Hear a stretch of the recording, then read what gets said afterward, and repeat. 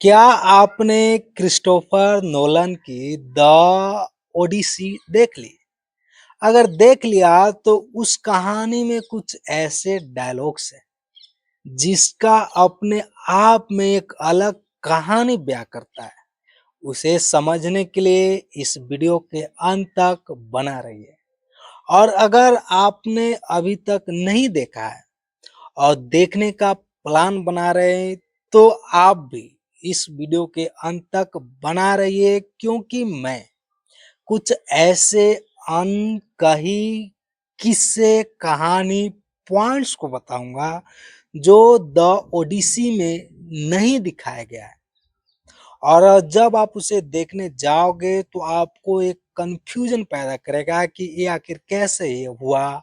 For example, Troy का युद्ध क्यों हुआ? क्या कारण थी ट्रॉय का युद्ध होने की?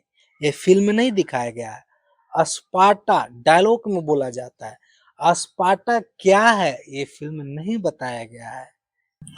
तो मैं इन्हीं पहलुओं पर आज बात करूंगा, क्योंकि मैंने ये फिल्म देख ली और देखते हुए मुझे एहसास हुआ कि एज ए दर्शक के तौर पर कुछ कुछ इसमें मिसिंग है। उन्हीं मिसिंग चीज़ों को मैं आपके सामने साझा करूंगा, ताकि जब आप देखने जाओ सिनेमा हॉल में तो आप ओडिसियस के लाइफ को अच्छे तरीके से समझ पाओ कि आखिर ओडिसियस है क्या, वो इतना बड़ा नाम कैसे बन गया। तो शुरू करते हैं। नमस्कार, मैं पवन कुमार द रॉक विलेजर में आप सभी का स्वागत है। क्रिस्टोफर नोलन जिन्होंने ये फिल्म बनाई द ओडिसी। ओडिसी एक यूरोपियन महाकाव्य है जिसकी रचना होमर ने किया है। जैसे हम लोग का महाकाव्य रामायण महाभारत है, वैसे ही यूनान में एक महाकाव्य है द ओडिसी। ओडिसी तो स्पॉइलर की तो कोई बात है नहीं, क्योंकि से जैसे हम लोग रामायण को हर कोई जानता है, हर कोई महाभारत को जानता है, वैसे ही पश्चिमी देशों में ओडिसियस को, हरकुलिस को हर कोई जानता है।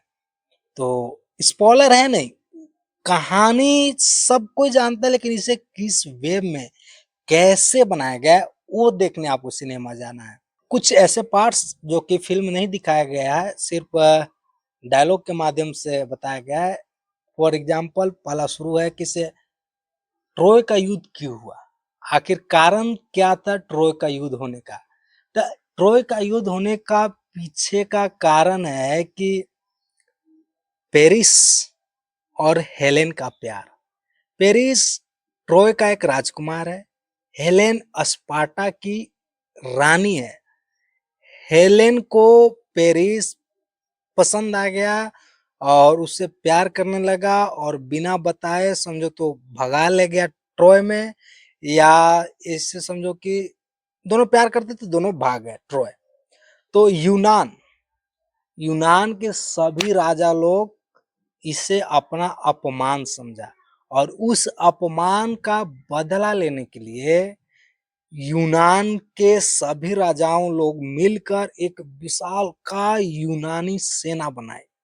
और उसी सेना का सबसे बड़ा योद्धा है हरकुलिस, और उसी सेना का सबसे विद्वान, सबसे चतुर रणनीतिकार है, यानी कि चाणक्य है ओडिसियस।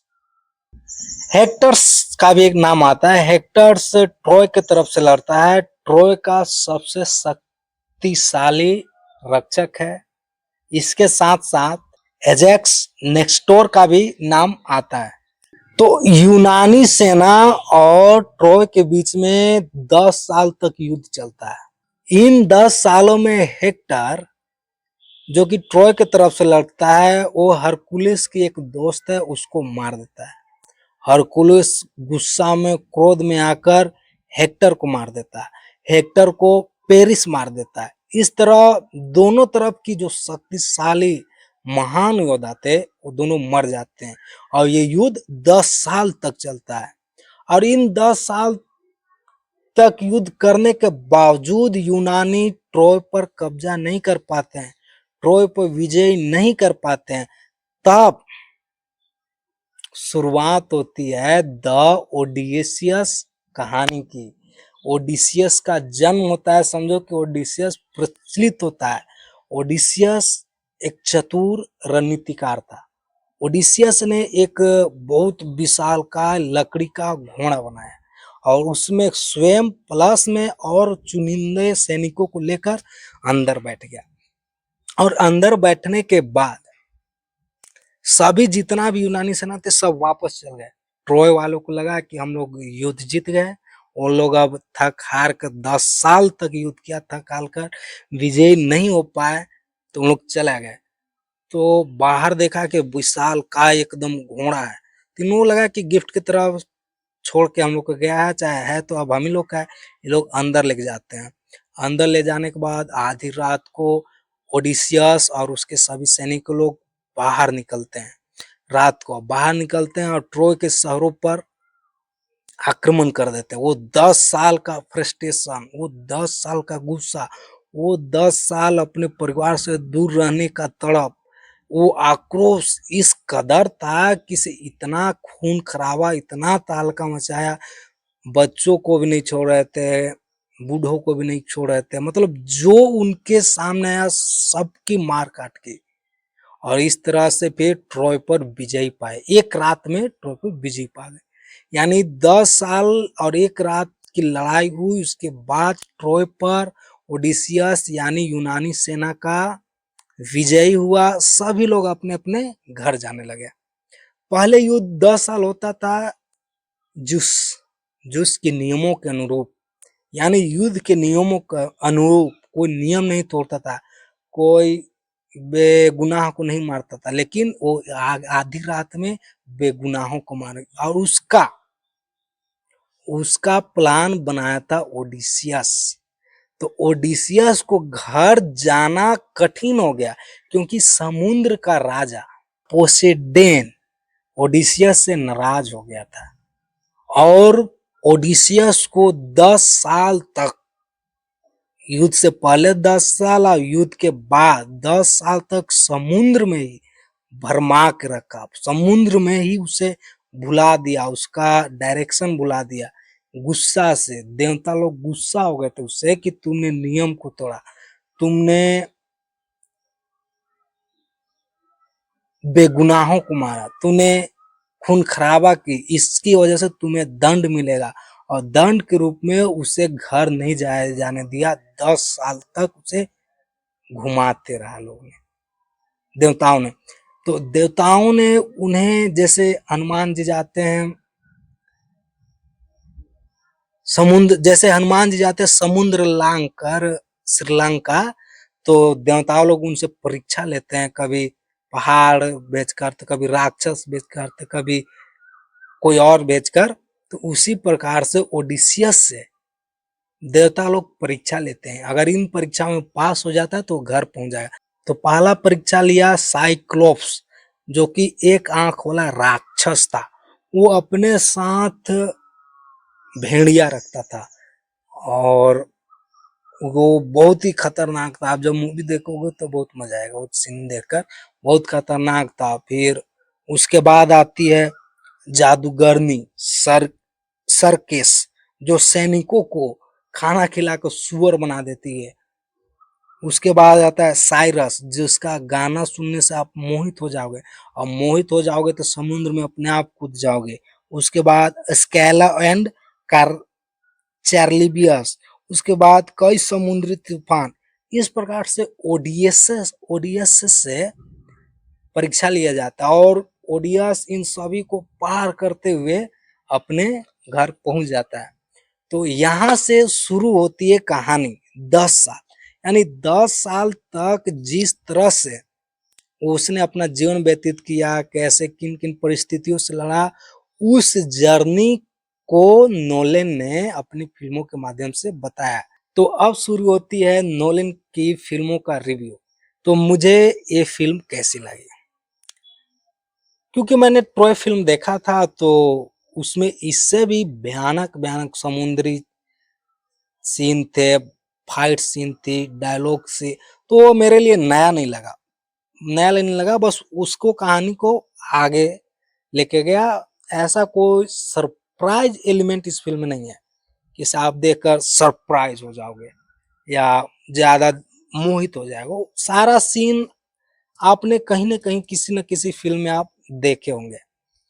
अब बात कर लेते हैं कि आपको ये फिल्म क्यों दिखनी चाहिए।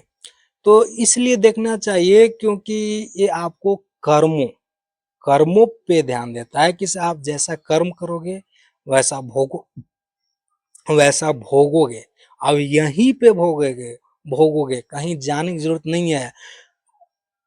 ओडिसियस ने एक गलत काम किया, उसके लिए देवताओं ने 10 साल तक उसको दंडित किया, समुद्र में ही रखा, उसको खाने के लिए तड़पाया, उसको लास्ट में भिखारी बनने पर मजबूर किया।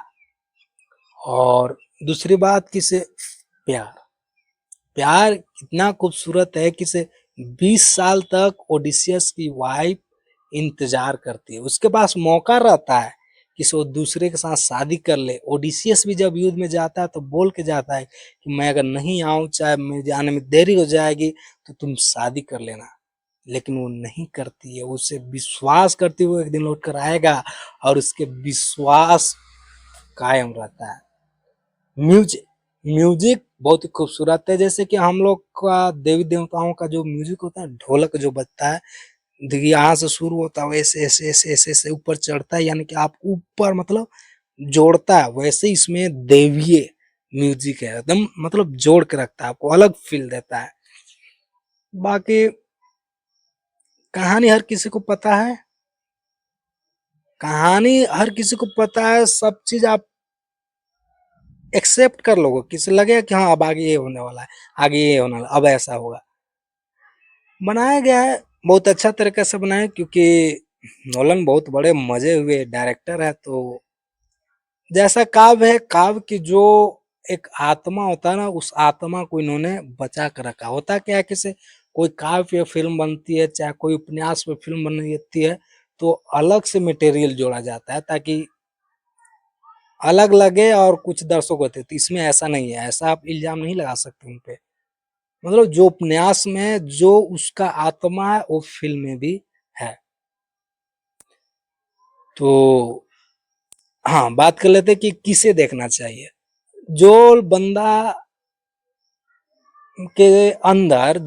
के अंदर साहस और दृढ़ संकल्प हो, और क्या बोलते हो उसको, मतलब धैर्य हो, जिसमें धैर्य हो वही ये फिल्म देखने जाए। क्योंकि जिसको नॉलेज नहीं है इतिहास की, उसको ये फिल्म समझ में नहीं आएगी। और ये आम मतलब नॉर्मल इंसान के लिए या नॉर्मल दर्शक के लिए फिल्म नहीं है। और वैसे भी नोलन की फिल्में हर किसी को पसंद नहीं आती, क्योंकि समझ नहीं आती। बाकी आप जाओ देखो, मजा आएगा। वन टाइम मूवी वॉच है, आप देख तो सकते हो। अगर नहीं समझ में आएगा तो ऐसा ऐसा सीन है, ऐसा ऐसा एक्शन है कि आप देख सकते हो। और बहुत ही बखूबी से बेहतरीन तरीके से समझाया गया फिल्म में। आप देखोगे तो मजा आएगा, एंजॉय करोगे। तो थैंक यू, मिलते हैं अगले वीडियो में। अगर ये जानकारी, ये एनालिसिस आपको अच्छा लगा तो चैनल को सब्सक्राइब कर दो, और वीडियो को like share comment and share जरूर करना। तो थैंक यू, मिलते हैं अगले वीडियो में।